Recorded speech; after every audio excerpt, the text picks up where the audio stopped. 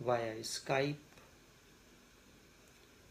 and also this morning we are coming live via Facebook streaming. So those who are connected via Facebook, they are welcomed, and those who are connected via Skype are also welcomed. First of all, let me wish you all the best wishes for Eid.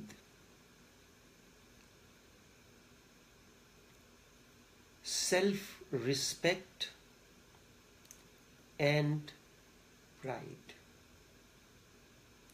Self-respect and pride. Both self-respect and pride are natural to your individuality, and there is no difference between self-respect and pride. We consider pride as a bad word and self-respect better word. But basically, there is no difference between self-respect and pride. However, there is a difference between ego and self-respect. Ego and self-respect or pride. Self-respect and pride are natural to your individuality. They signify your dignity. They are your acceptance of yourself. Self-respect or pride is your acceptance of yourself. As compared to this, ego is a comparison. It compares.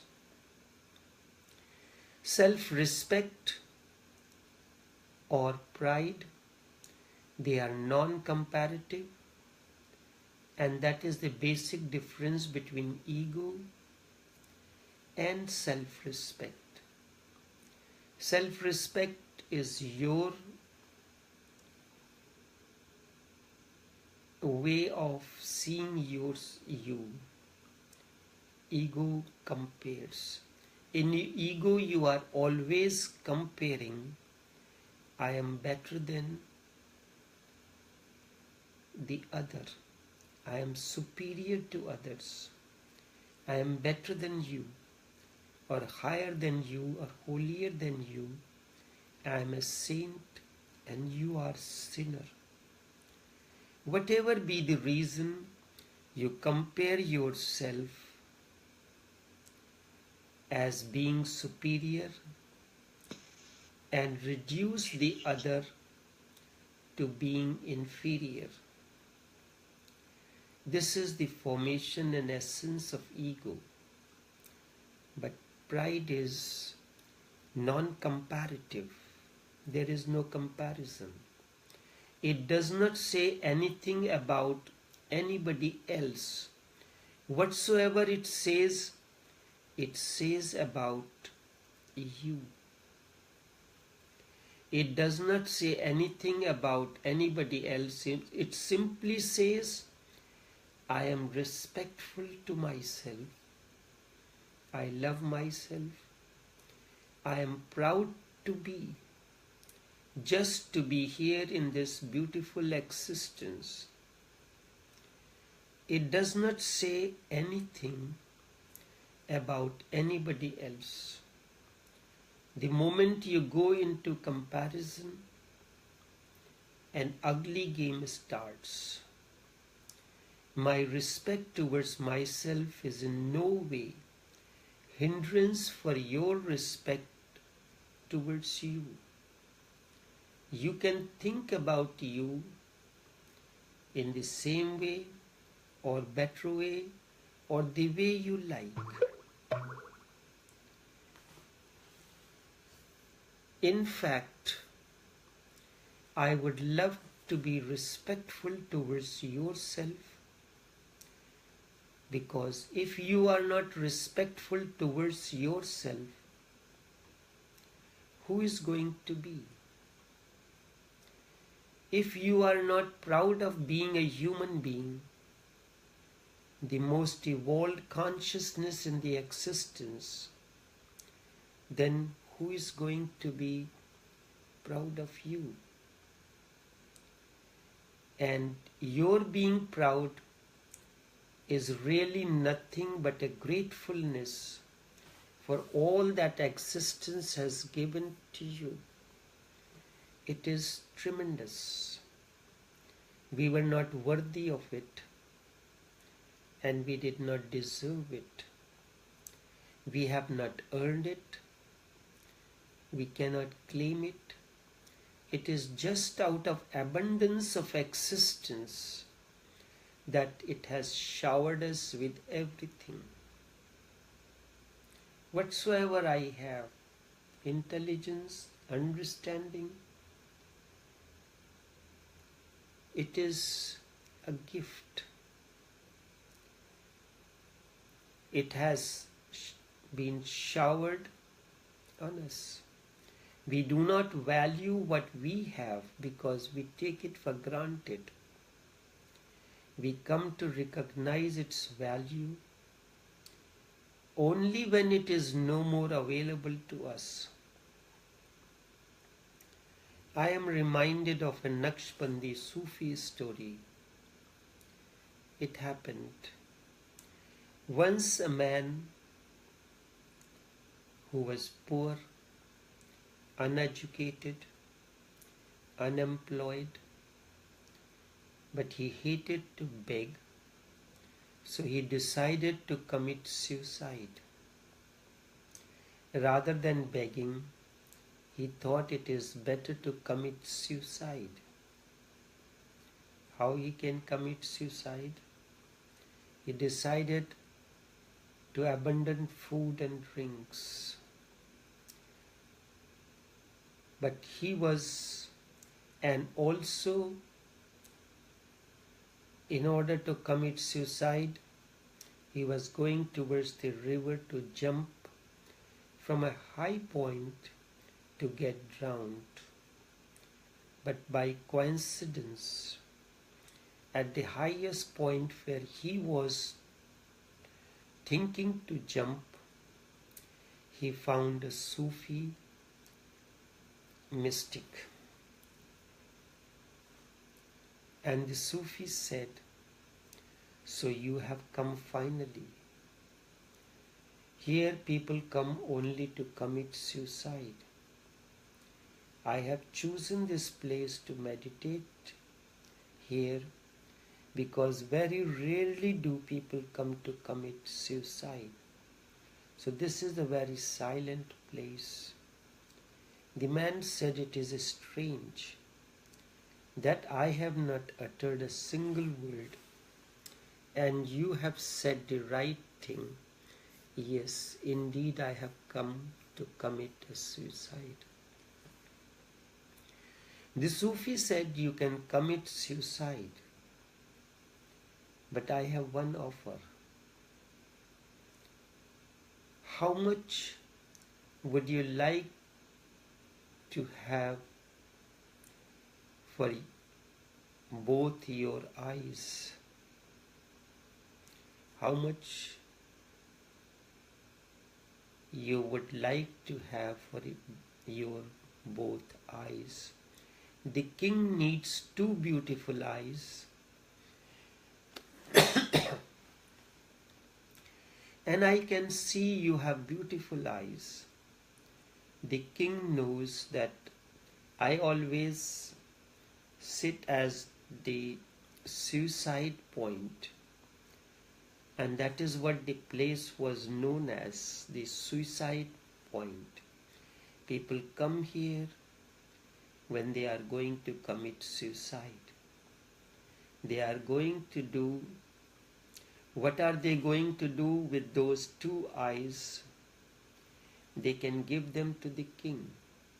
So whatever you want in return for your eyes, you just say it, your offer will be accepted. The man thought for a moment, how much should he ask?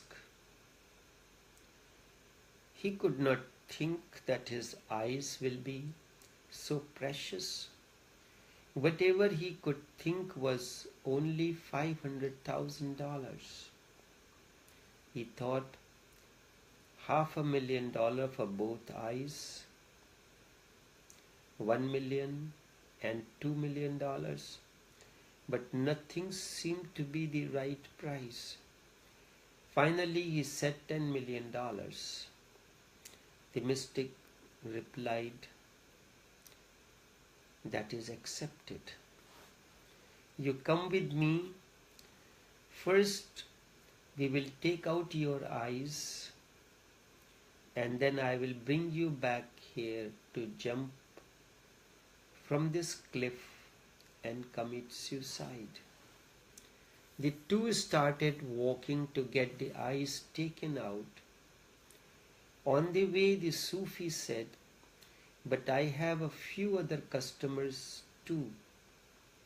How much would you like to take for your head without eyes?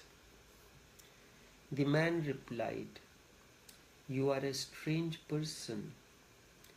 Who would like to have my head without eyes?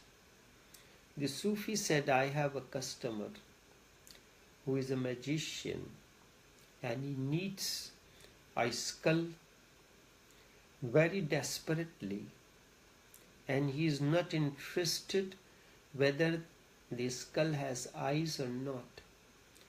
Anyways, he is going to take away all the skin, everything, and clean out your skull completely for his purpose.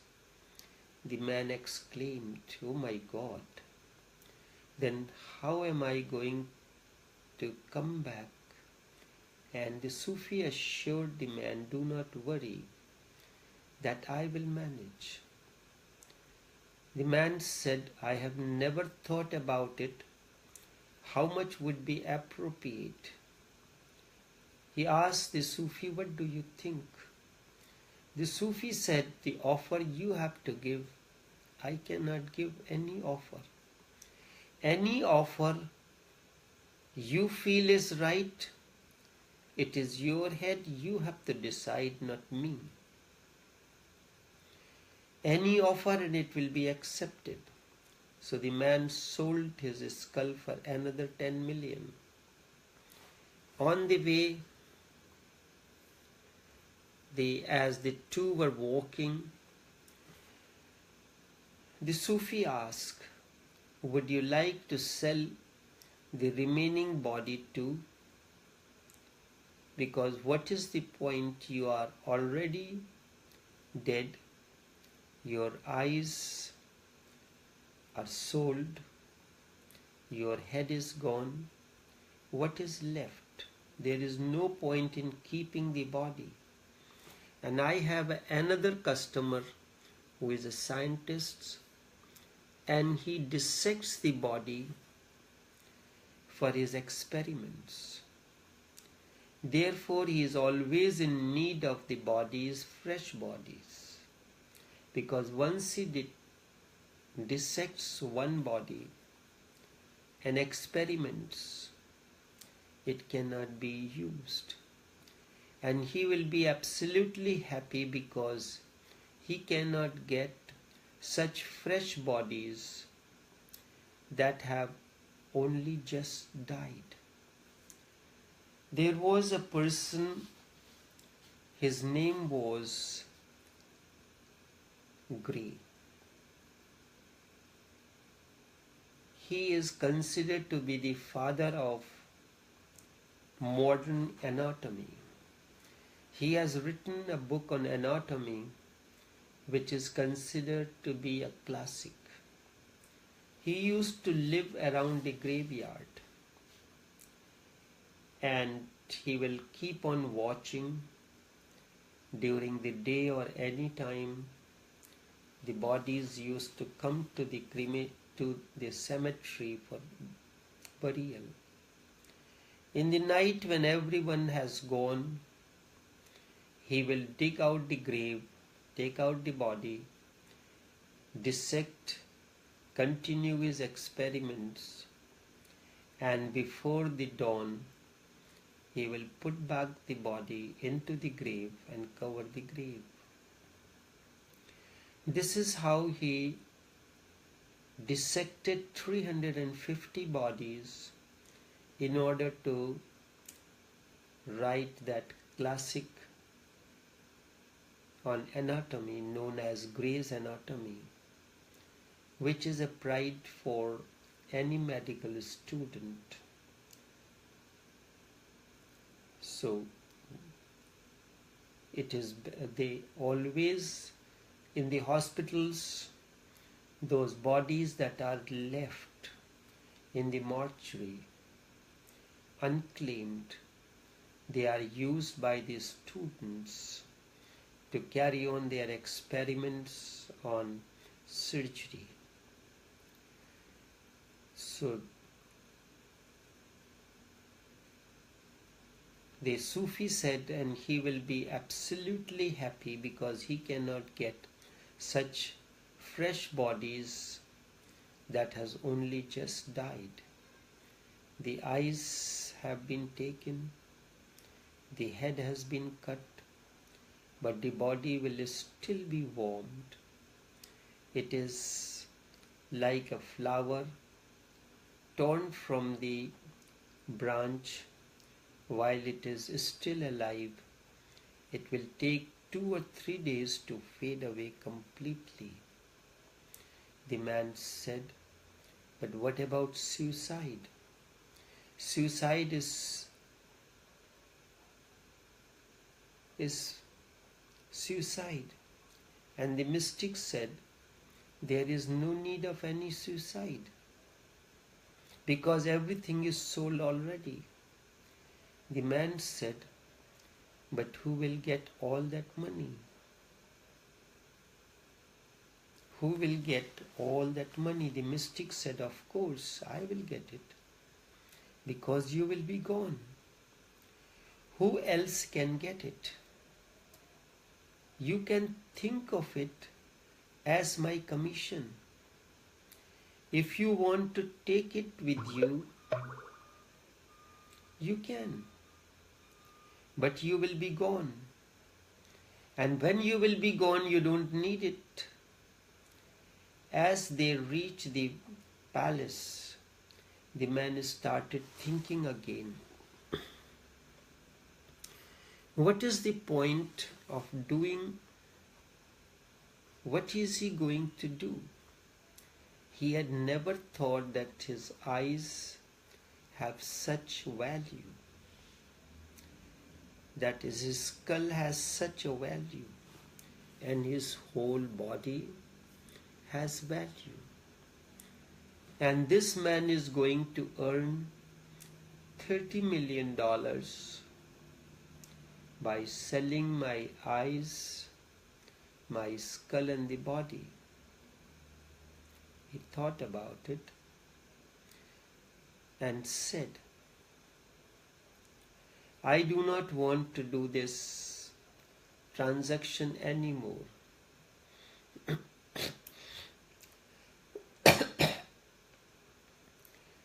I do not want to carry on this transaction anymore. The Sufi inquired, what about suicide then, that you came here for? The man replied, now I do not want to commit suicide either. I have changed my mind. For the first time I have realized that I am such a rich man. Up to now I have always thought myself to be a beggar. I was going to commit suicide because I was thinking, I have nothing. Now I realize how much I have got. At this, the mystic replied, "It is all up to you. It is all up to you.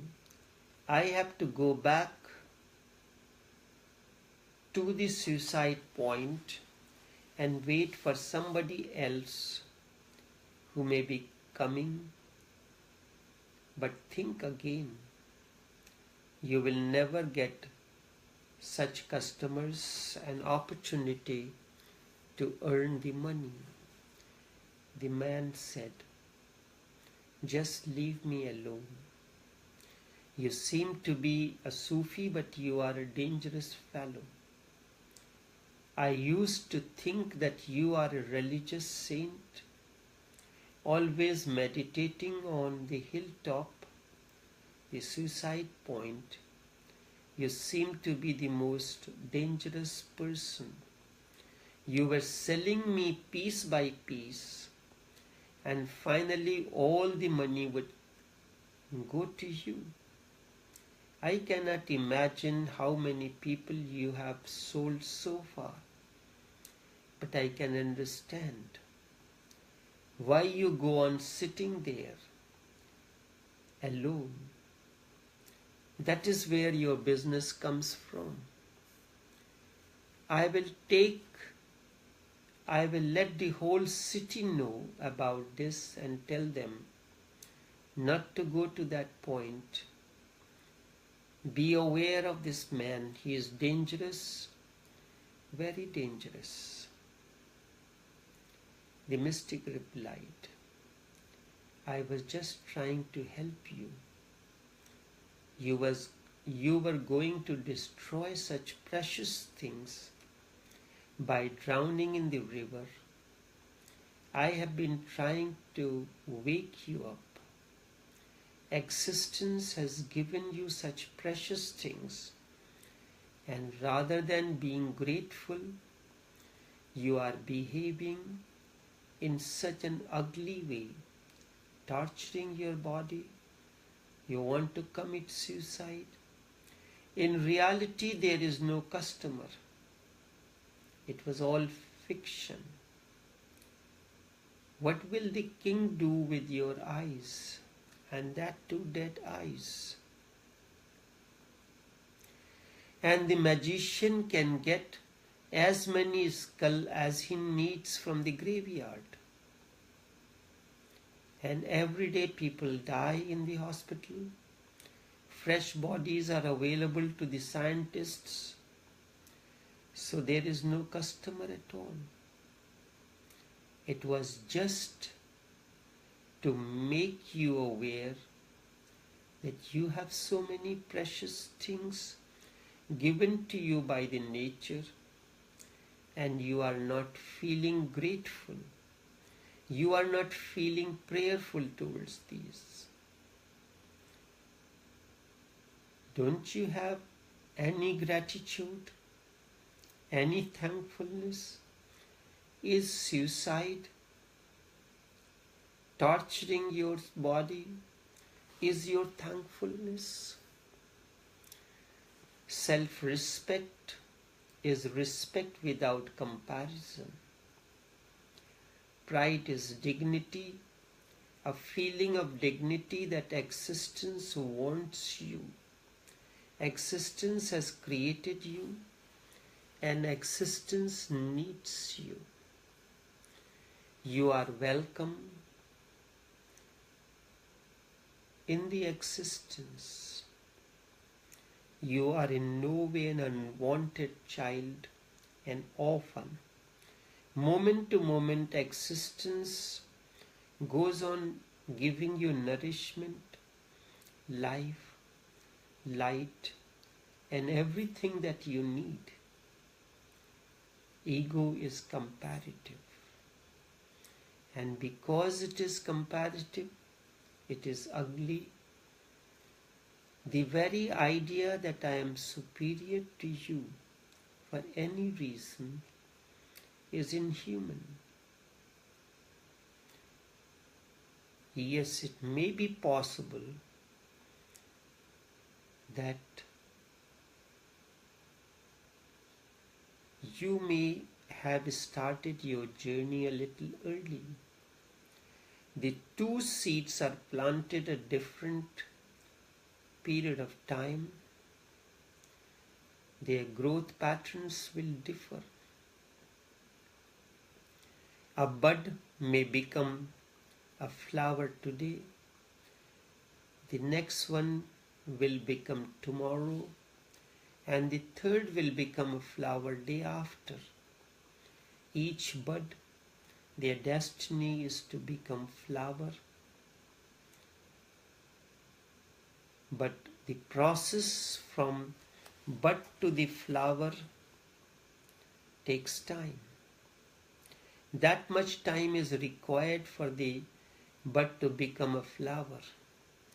But today this bud has become flower. Its time has come. Tomorrow will be the time for another bud to become a flower. So there is nobody superior to the other. Each bud lives its own destiny. So too, as an individual, you are here to explode into your own individuality, your own innerness. The flower of your being is to blossom into, the bud of your being is to blossom into a flower.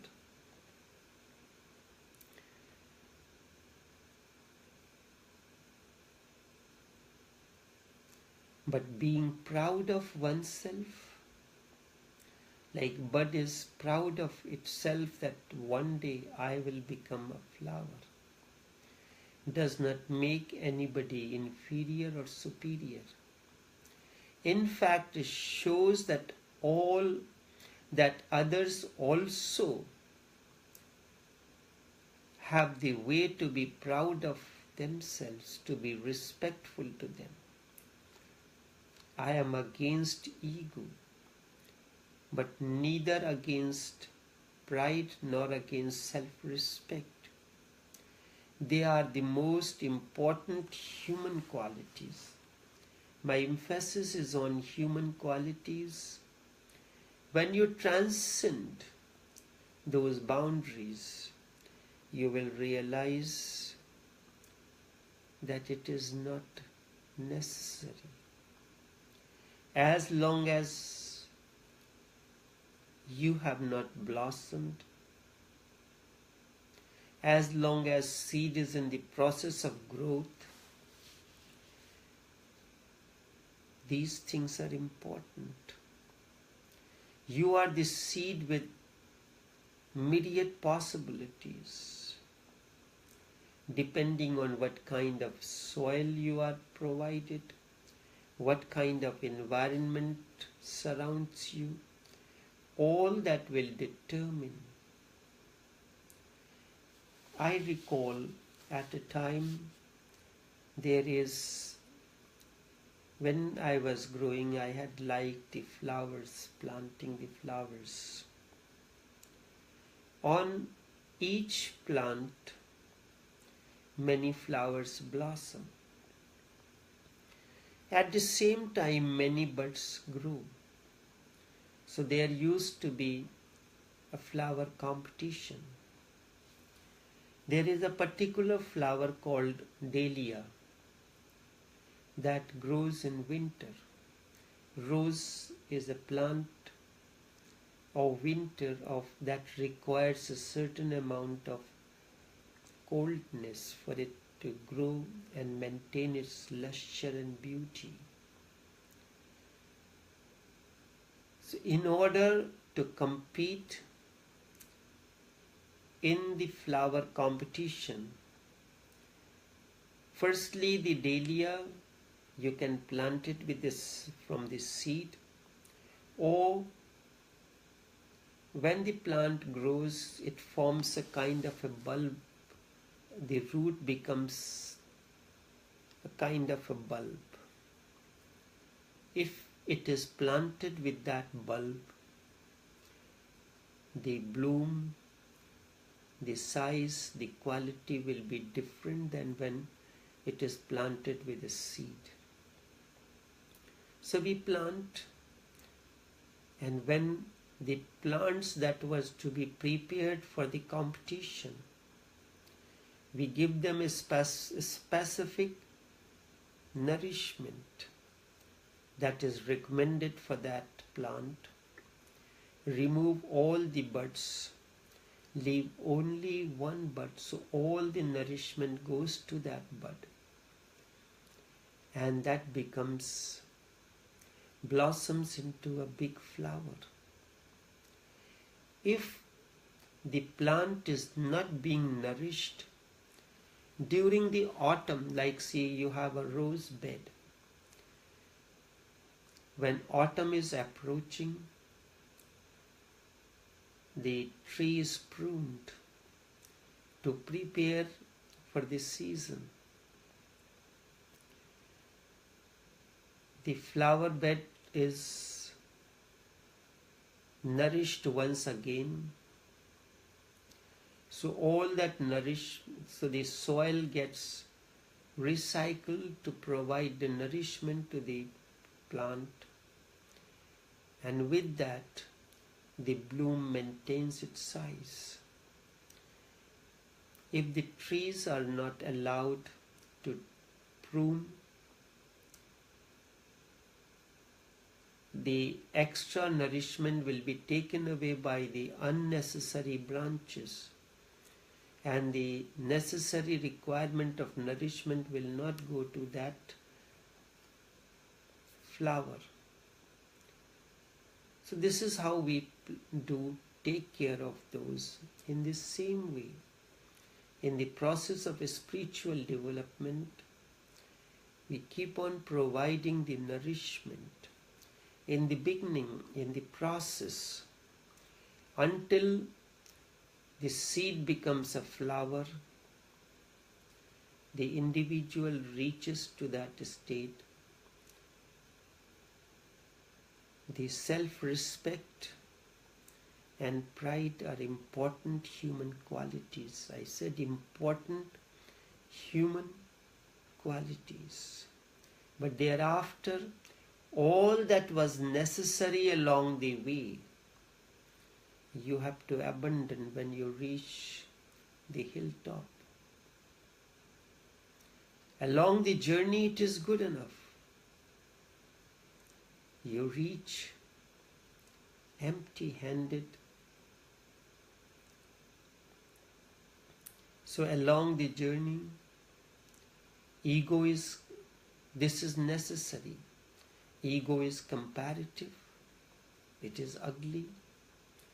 Self-respect and pride, often these are used as synonyms, one for the other. There is no comparativeness in it. They are the essential human qualities along the way. Only this much for this morning.